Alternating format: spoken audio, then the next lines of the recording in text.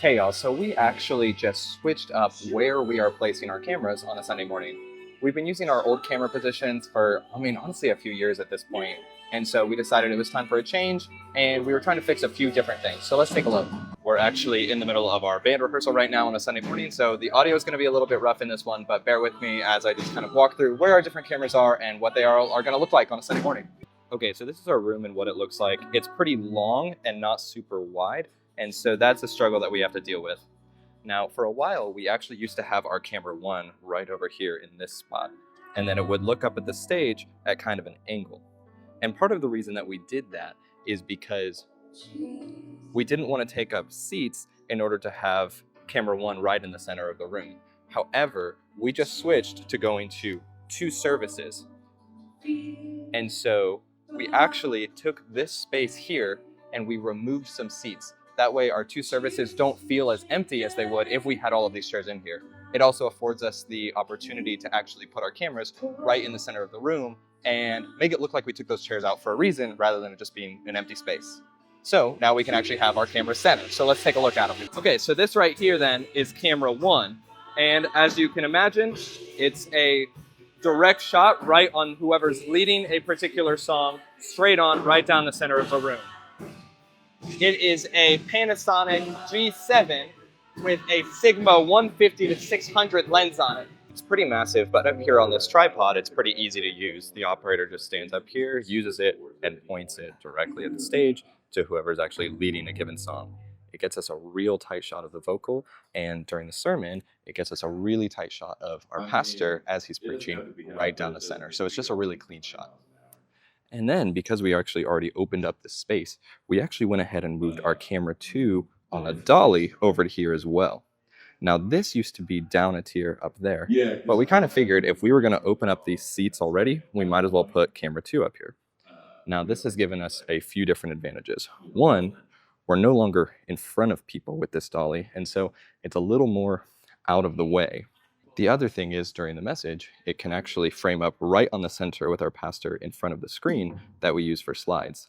This makes it really easy to have just a nice shot of him in front of his slides, which is really clean and means we don't have to switch to full screen slides through ProPresenter super often and instead can just use whatever's actually already on the projector. Now, we were a little bit worried that having this camera this far away would create some problems and it wouldn't look as good as when it's up close. But we actually have an unintended benefit by having it up higher on these tiers. Before, in order to get a shot of the stage, our camera actually had to look straight, maybe almost up a little bit in order to actually see it, which meant even though there were a couple sections of people in front of it, it didn't really see a lot of their heads or hands unless it was kind of perfectly framed up. Whereas now that we're higher, this camera actually aims down a little bit in order to see the stage, which means that we see this entire section of people and even the section that's up in front of it during worship. This gives us a lot more energy and just really shows a lot more people in the frame while we're showing worship. Now, this camera is a Panasonic G85 with a Lumix 14 to 140 lens on it. It's not the most amazing lens in the world, but it gets the job done for us and really gives us the opportunity to switch between a super wide shot and a much tighter shot of the stage. Now, if you're curious on how you can get a dolly like this for yourself for about $100, I have a video about that. It's linked up there. Go check it out if you're interested. It's been super awesome for us. It's not the most professional thing in the world, but it gets us some awesome shots. Now, during the sermon, again, this one basically just sits here right in the center and looks straight ahead, but it can also slide left to right, right to left during the message in order to give us some sweeping shots of the entire room and just kind of keep things a little more interesting during the message. Now, one real downside to having our cameras actually centered perfectly in the room now is that you notice really easily if things aren't level on the stage. So for example, if that projector screen isn't quite level, or if our mic stands aren't level, or if the camera isn't perfectly centered, you feel it a lot more now that it's not at an angle in the room. That kind of hid a multitude of sins, and now it doesn't. So that is something that we've had to deal with, but we still think that it looks okay, and it's not a huge deal even if things aren't perfectly level.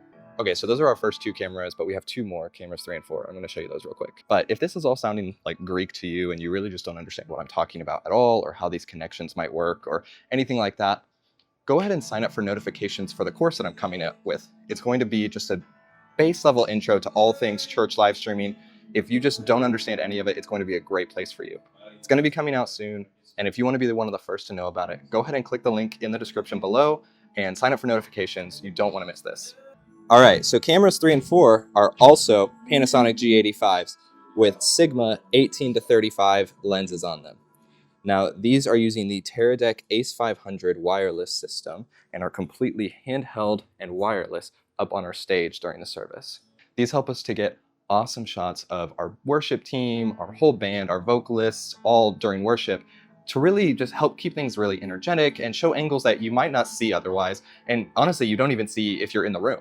I think having wireless cameras on the stage is an awesome way to really just make your worship service feel super energetic and just really keep people engaged. So those two are only used during worship. We don't use them during the sermon at all because honestly, we just don't love those shots from the back, and it just doesn't really add much to the sermon in our opinion. Plus, it can be a little bit more distracting when there's not a bunch of people up on stage kind of hiding it.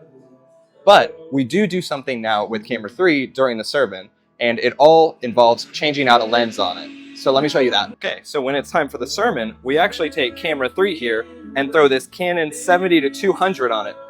And we set it up on these stairs that are kind of in the corner of the room and have it point over at the stage. This gives us an awesome tight shot of the pastor from a profile angle as he's preaching.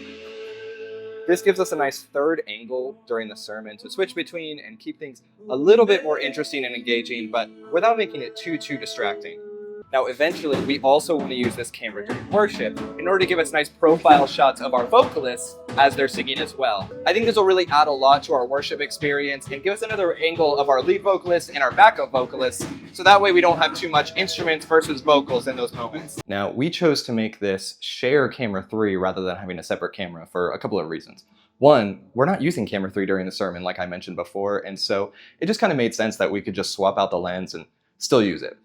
So not only does that save us money in the long run, but it also means we don't need an extra camera operator in order to use that camera during the sermon. We have a big team, but just like every church, we do struggle with getting more and more volunteers and getting them trained up and ready to go. So we can't just have a bunch of different volunteers ready to go. So the most operators we can really have on a day is 4.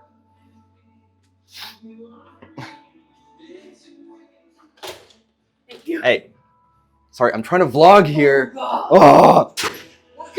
Oh man. Now, like I said, we would eventually love to have this manned during worship, and that would require us buying a whole new camera and whatever. But for now, it's working how it is, and we'll just kind of see where it takes us. So that's where we put our cameras on a Sunday. What do you guys think? Do you have any questions on where we put them or why we put them there? And where would you put them if you were in our space? Would you put them in different places? I would love to know down in the comments. 1, so that we can improve our setup if you guys have some awesome suggestions, and 2, so we can help others learn and get better at this as well. Again, let me know if you guys have any questions. I would love to talk with you. Until next time.